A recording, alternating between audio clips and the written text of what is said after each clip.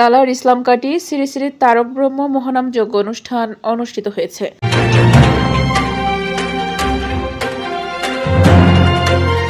দর্শক, স্বাগত জানাচ্ছি বিবিআর নিউজে। শুনছিলেন সংবাদ শিরোনাম। ক্রাইম রিপোর্টার খান অলিউর ইসলামের তথ্যচিত্রে থাকছে বিস্তারিত। ইসলামকাঠি শ্রী শ্রী তারক ব্রহ্ম মহানাম যজ্ঞ অনুষ্ঠান অনুষ্ঠিত হয়েছে।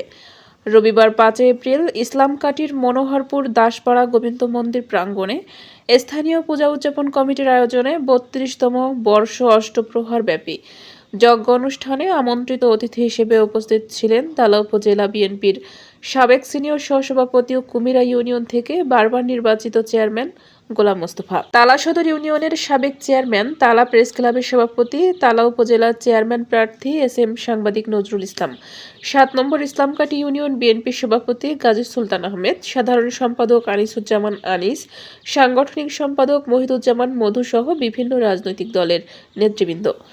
শ্রী শ্রী তারক ব্রহ্ম মহানাম বিশ্ব শান্তি ও পারমার্থিক কল্যাণ কামনায় যজ্ঞ অনুষ্ঠানে উপস্থিত ছিলেন হাজার হাজার ভক্তবৃন্দ।